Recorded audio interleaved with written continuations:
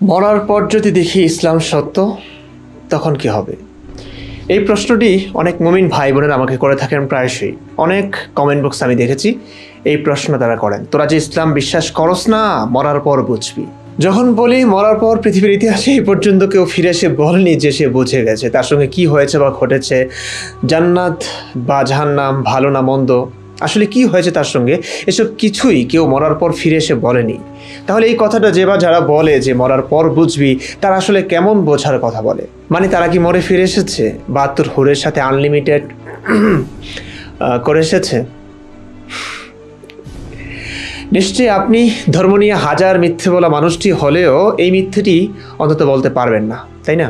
তখন তারা একটু পরাজিত হয়ে বলে, মরার পর যদি দেখিস ইসলামই সত্য, আল্লাহ নবী যা বলেছেন তাই সত্য হচ্ছে, তখন তো ফেসে যাবি রে নাস্তিক।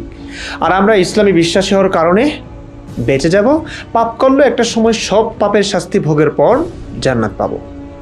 আর ইসলামে একদম বিশ্বাস না থাকায় নাস্তিকরা আজীবন জাহান্নামী, অনন্তকাল জাহান্নামী। এখানে এসে তারা বিজয়ের হাসি দেয়।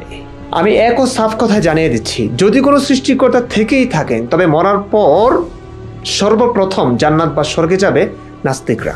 এই কথাটা একটু বুঝিয়ে বলি, কেন নাস্তিকরা জান্নাতে যাবে? কারণ নাস্তিকরা বিবেক বুদ্ধি খাটায়, তারা সত্য মিথ্যা যাচাই বাছাই করে, তারা যুক্তিতে না টিকলে সেটাই অন্ধবিশ্বাস করেন না।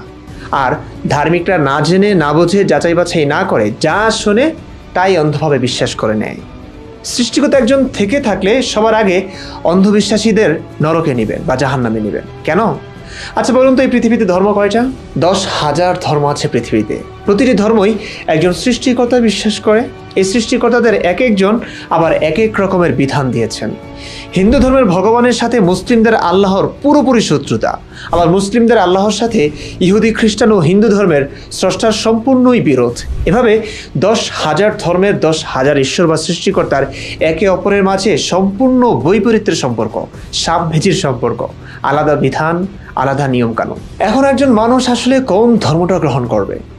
সাধারণত যে ধর্মাবলম্বীর ঘরে জন্ম নেয় সে সেই ধর্মকেই নিজের ধর্ম হিসেবে গ্রহণ করে নেয়। মুসলিম পরিবারে জন্ম, বাবা মা থেকে ইসলামের কথাই শুনেছে, বুঝে আসুক বা না আসুক সেটাকেই ধর্ম হিসেবে সত্য ভেবে নিয়েছে। হিন্দু ধর্মাবলম্বীর ঘরে জন্মেছে, বুঝে আসুক বা না আসুক বাপদাদার ধর্মকেই গ্রহণ করে নিয়েছে। এমনই ঘটে সব ধর্মাবলম্বীর ক্ষেত্রে। প্রশ্ন হলো, আসলে প্রকৃত সত্য ধর্ম কোনটি বা আসল ঈশ্বর কোন ধর্মের স্রষ্টা? এটা বুঝতে হলে আমাদের অন্ধভাবে বিশ্বাস করলে হবে না, তাই না? একটু যাচাই বাছাই করতে হবে। কিভাবে করবেন? যুক্তি ও বুদ্ধি দিয়ে। কেন? কারণ এই পৃথিবীতে যত ধর্ম আছে সবাই কিন্তু মানুষ নিয়ে এসেছে। সরাসরি ঈশ্বর আল্লাহ ভগবান এসে বলেনি, এই লোকটাকে আমার দূত হিসেবে, প্রতিনিধি হিসেবে তোমাদের কাছে পাঠিয়েছি, সে যা বলে তা আমারই কথা বা বিধান, যা করতে বলে তোমরা তা করবে, যা থেকে নিষেধ করে তা থেকে বিরত থাকবে, তার কথা শোনার মাধ্যমে মূলত আমার বিধানই তোমরা পালন করবে। না, এমনটা ঘটেনি। বরং আমাদের মতো কোনো মানুষ এসে দাবি করলো সে ঈশ্বর বা আল্লাহর দূত, নবী, পয়গম্বর, খলিফা বা প্রতিনিধি। বারে, যাদের কাছে প্রতিনিধি হিসেবে পাঠিয়েছেন তাদের কি বলা হলো না, শুধু একজন এসে স্রষ্টার প্রতিনিধি হিসেবে দাবি করলো আর আমরা মেনে নিলাম? এটা কেমন কথা? একটু যাচাই বাছাই করা, প্রমাণপত্র চাওয়া কি খুব অন্যায় হবে? নাকি ঈশ্বর চান যে কেউ তোমাদের কাছে এসে দাবি করবে যে সে আল্লাহর নবী, তাকেই তোমরা মেনে নেবে? এমনটা ঈশ্বর চান? তাহলে তো পৃথিবীর সমস্ত ধর্মই সত্য হবে ভাই। কারণ 10,000 মানুষ এসে দাবি করেছে তারা ঈশ্বরের দূত, তাদের সবাইকে মানা তো সম্ভব না। তারা ভিন্ন ভিন্ন বিধান, কথা, গল্প শোনাচ্ছেন আমাদের। নিশ্চয়ই স্রষ্টা থেকে থাকলে তিনি অবশ্যই চাইবেন একটু যাচাই বাছাই করো। যদি এমন হতো যে এই পৃথিবীতে একজন এসেই দাবি করেছে যে সে ঈশ্বরের দূত, তাইলে না হয় অন্ধভাবেই তাকে মানা যেত। ব্যাপারটা এমনও না। তার মানে আমাদের যাচাই বাছাই করতেই হবে। কিভাবে যাচাই বাছাই করবেন কোনজন সত্য? নিশ্চয়ই আপনার যে মেধা, বিবেক, যুক্তিবোধ আছে সেসব দিয়ে যাচাই করবেন, তাই তো? হ্যাঁ, এখন লাইনে এসেছেন আপনি। নাস্তিকরা হিন্দু মুসলিম যে ঘরে জন্মাক, নিজ ধর্মকে অন্ধভাবে বিশ্বাস না করে তারা সেই ধর্মটাকে, ধর্মের কথাগুলোকে যুক্তি ও বুদ্ধির আলোকে যাচাই বাছাই করে দেখেছে এগুলো সত্য কিনা, এগুলো সভ্য কিনা, সব বিরোধিতা আছে কিনা, কিংবা ঈশ্বরের বাণী হতে পারে কিনা। তারা এমন বাছবিচার করে দেখেছে কোনো ধর্মের সত্য না বা ঈশ্বরের পক্ষ থেকে আসা বাণী না, হতেই পারে না। জি, আমি ইসলাম নিয়ে 15 বছর পড়াশোনা করে দেখেছি হাজার স্ববিরোধী কথা আছে, হাজার অসঙ্গতি আছে, নবীর কর্মের অনেক গণ্ডগোল আছে, তার কথায় অনেক ফাঁক ফোকর আছে, যেগুলো ভিডিওতে প্রকাশ আমি করি প্রতিনিয়ত। এখন এত এত ভুলভাল গোজামিল অসঙ্গতি দেখেও কিভাবে এই ধর্মটাকে বিশ্বাস করব বা এই ধর্মের বিধানগুলোকে আল্লাহ ঈশ্বর বা সৃষ্টিকর্তার বিধান হিসেবে মেনে নিব আপনারা বলুন। যদি বলেন অন্ধভাবে বিশ্বাস করতে হবে, ধর্মের ক্ষেত্রে যুক্তি দেখাতে নেই, প্রশ্ন করতে নেই, তাহলে বলবো সব ধর্মের ক্ষেত্রেই কি এমন হওয়ার কথা নয়? তবে তো সব ধর্মই সত্য বলতে হয়। যে ধর্মাবলম্বীর ঘরে জন্মেছে সে সেই ধর্মকেই অন্ধভাবে বিশ্বাস করে নেবে।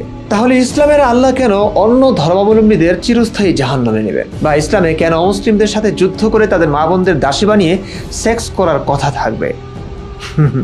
হিসাব মিলছে না। সুতরাং এটা যুক্তিযুক্ত হতেই পারে না। আমরা ধর্মহীন মানুষরা বা নাস্তিকরা কেন ধর্মে বিশ্বাস করি না? কারণ আমরা বিশ্বাসের পেছনে কোনো যৌক্তিকতা খুঁজে পাই না। আমরা যেখানে একটা মানুষের অধিকার ক্ষুণ্ণ করি না, সেখানে স্রষ্টার সঙ্গে আমাদের কিসের শত্রুতা থাকবে ভাই? আল্লাহর সঙ্গে আমার কোন জনমের শত্রুতা, কিসের শত্রুতা থাকবে যে তার কথা আমি শুনবো না, মানবো না? কিসের শত্রুতা? আসল ব্যাপার হলো আল্লাহ যে আছেন এটা আমাদের কাছে ক্লিয়ার না, কোনো প্রমাণ নেই। কিংবা তিনি থাকলেও তার পক্ষ থেকে আসা নবী দাবিকৃত লোকেরা যে সত্যিকার অর্থেই তারা নবী তা ক্লিয়ার না, তাদের কর্মকাণ্ড, তাদের স্ববিরোধী কথাবার্তার কারণে। স্রষ্টার সাথে আমাদের কোনো দুশ্মনী নেই, কোনো শত্রুতা নেই, বরং আমরা প্রচলিত ধর্মগুলোতে অনেক অসামঞ্জস্য পাই বলেই সেই ধর্ম মানি না, সেই ধর্মের ঈশ্বরকে মানি না। নাস্তিকতার মানে এটাই। এখন প্রশ্ন হচ্ছে, মৃত্যুর পর কি হবে নাস্তিকদের? ভাই, মৃত্যু মানেই শেষ, প্রাণের বিনাশ, জীবনের সমাপ্তি, এটাই স্পষ্ট। এখন এরপরে আর কোনো জীবন আছে কিনা সেটার প্রমাণ আমাদের কাছে ছিল না বলেই আমরা এই ধরে নেওয়া জীবনের জন্য বা ঈশ্বরের জন্য কিছু করিনি। যদি মৃত্যুর পর দেখি পরকাল আছে, সৃষ্টিকর্তা আছেন, তাহলে আমাদের অবস্থা কি হবে? সোজা কথায় চেলাইয়া জান্নাতে যাব আমরা বলতে যারা মুরতাদ নাস্তিক তারা। কেন? কারণ যে মেধা, যে বিবেচনা বোধ সৃষ্টিকর্তা আমাদের দিয়েছেন সেটাকে আমরা খরচ করেছি। খরচ করে কোনো ধর্মকে সত্য হিসেবে পাইনি বলেই অন্ধভাবে কোনো ধর্মে বিশ্বাস করিনি, সেই ধর্মের বিধান মানিনি। চাপাতি একটা নিয়ে কোনো হিন্দুকে কপাতে চাইনি, কিংবা আল্লাহু আকবার বলে কারো কল্লা কাটেনি। আমাদের সাফ কথা বলবার আছে সৃষ্টিকর্তাকে, আমরা প্রমাণ পাইনি বলে মানিনি। কিন্তু প্রিয় ধার্মিক ভাইয়েরা, প্রিয় মুমিন ভাই বোনেরা, আপনাদের কি অবস্থা হবে? এই যে বিবেক বুদ্ধি বিসর্জন দিয়া মোহাম্মদকে মেনে নিলেন, তার জন্য মানুষকে কোপালেন বা তার বলা কথাগুলো আল্লাহর হিসেবে মেনে নিয়ে আমল করলেন, কেউ ইসলামের সমালোচনা করায় তার বাড়ি গিয়ে ভাঙচুর করলেন, লুট করলেন, কোনো হিন্দুকে কতল করলেন। এখন মরার পর যদি দেখলেন হিন্দু ধর্ম সত্য, ভগবান আপনার বিচার করার জন্য প্রস্তুত, তখন কি করবেন ভাই? আপনার অবস্থা তখন কি হবে? বাঁচতে পারবেন? আজীবন শ্রীকৃষ্ণকে লুচ্ছা বলে গালি দিয়ে মরার পর দেখলেন শ্রীকৃষ্ণই ভগবান, তখন দৌড়ে কই পালাবেন? সুতরাং আপনি কোন ধর্মের বর্ণের সেটা দেখার আমার দরকার নেই।